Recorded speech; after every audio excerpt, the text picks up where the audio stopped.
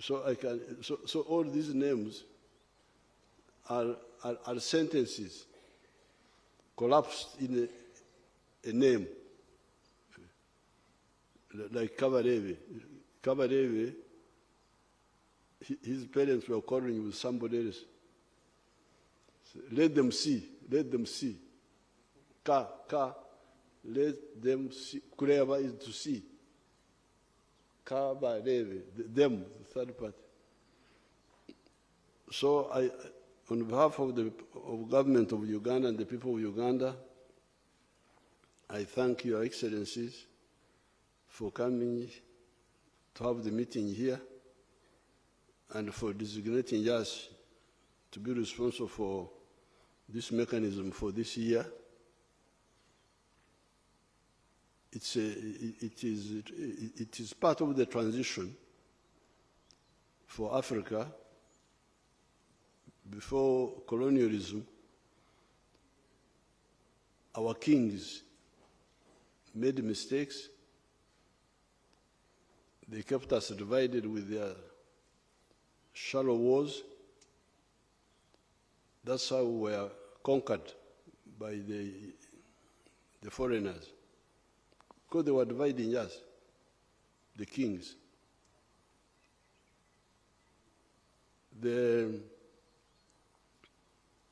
A man called Vasco da Gama, the Portuguese, who came around South Africa, went to India. He got to the East African coast in 1498.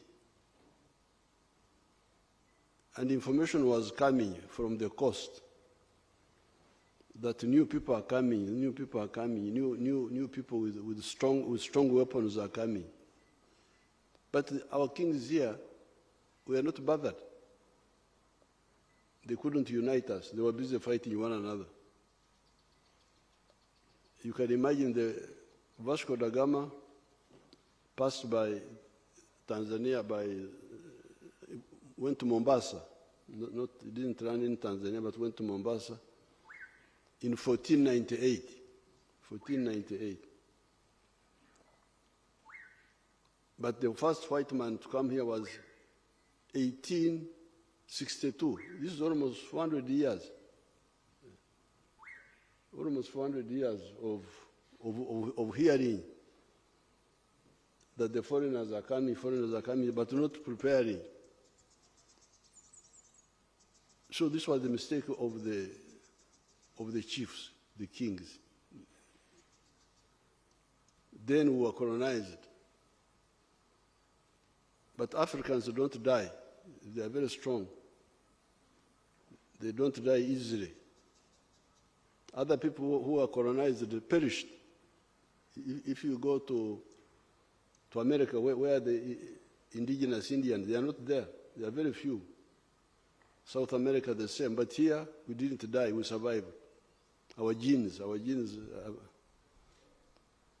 and our culture, because we had a culture of having cows and goats and chicken, and staying with us in our houses. So they were immunizing us. Our cows were immunizing us against the sicknesses. So when the Europeans came, we couldn't die. Slave trade, colonialism, but we survived. And we organized it. ANC was founded in 1912. They were the first modern organization of resistance.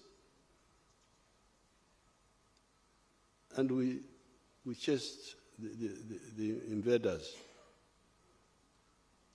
But we still have these weaknesses, which really we should share. Frankly, when we have time. Why do you believe in tribalism? Sectarianism of tribe, religion?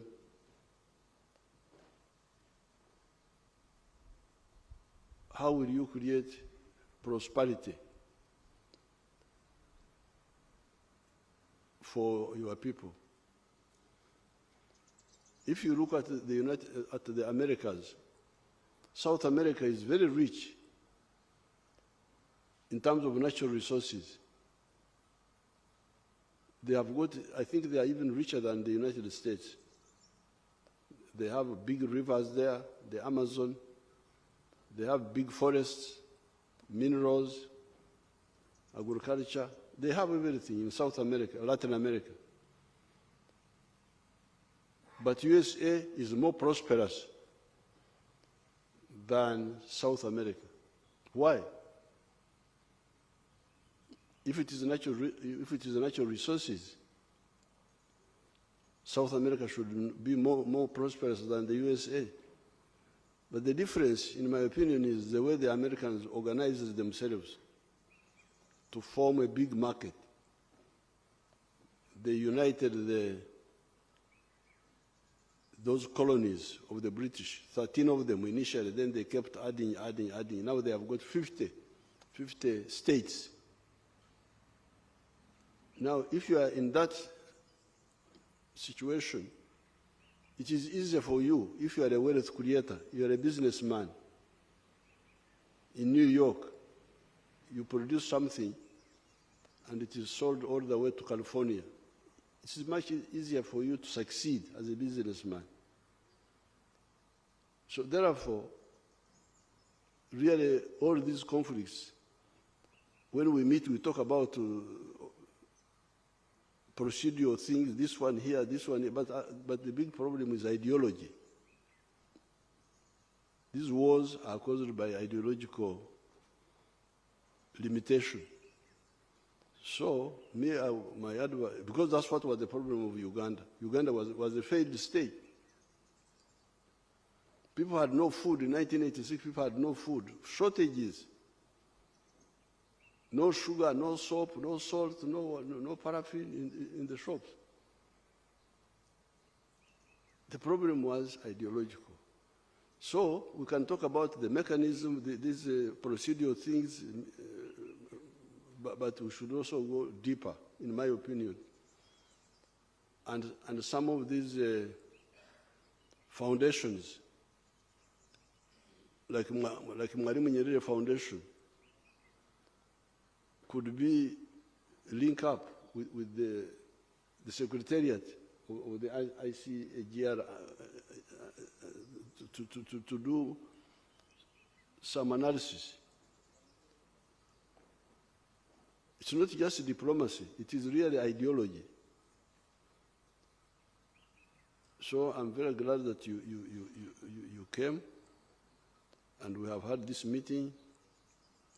And I can firmly tell you that it is easy to solve this problem.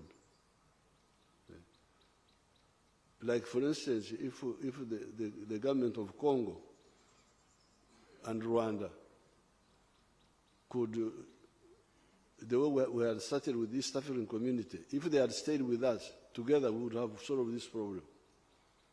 But the East African effort was set aside. Because we have facts. Nobody can deceive me about any of these areas, because we know. But when you bring people who don't know, they just run with one little thing here. That's I don't have prepared speeches, but this is what I would want to comment to you. My closing comments. So let's wait for the communique. Where is it? You have got it now? Oh, praise be the Lord. You read it now. Your Excellency, sir, now permit me to present the communique for the 12th high-level meeting of the Regional Oversight Mechanism of Peace, Security and Cooperation Framework for Democratic Republic of Congo and the region, here at Entebbe, 28th May 2025. We, the heads of state and government of signatory countries of Peace, Security and Cooperation Framework for Democratic Republic of the Congo and the region, convened on the 12th high-level meeting for the Regional Oversight Mechanism of Peace and Security Framework on the 28th May 2025 at Entebbe, Uganda.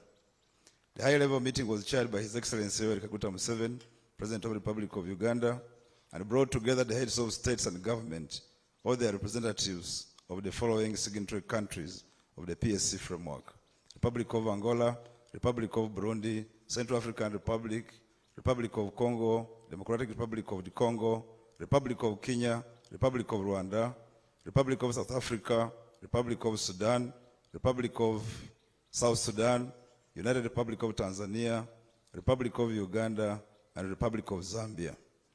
The representatives of the guarantor institutions of the PSC framework, namely African Union, International Conference on the Great Lakes Region, United Nations, also participated in this meeting, as well as partners of the region as observers.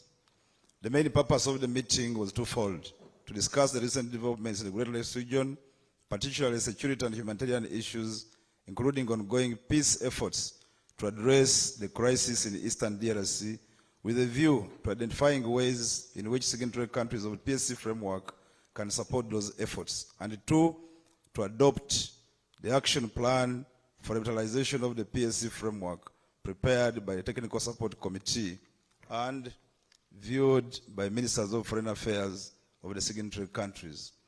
We, the representative and signatory countries of PSC framework, by this communique, Your Excellency,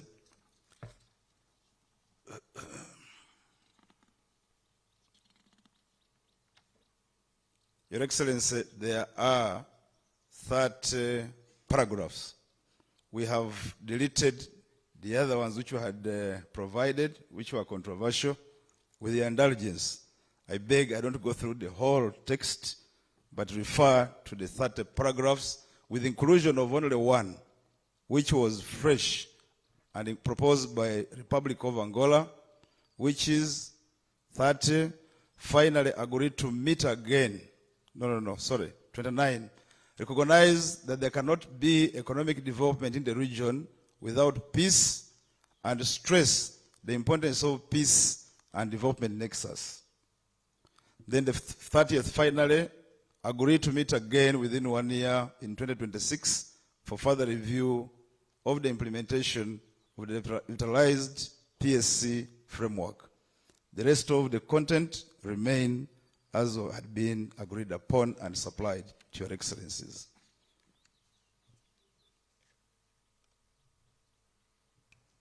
Any comments? Adopté, and here ends the meeting. I declare the meeting closed. Thank you.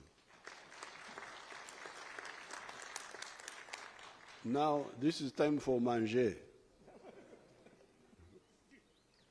And please don't leave my food. Thank you. Let's go for manger.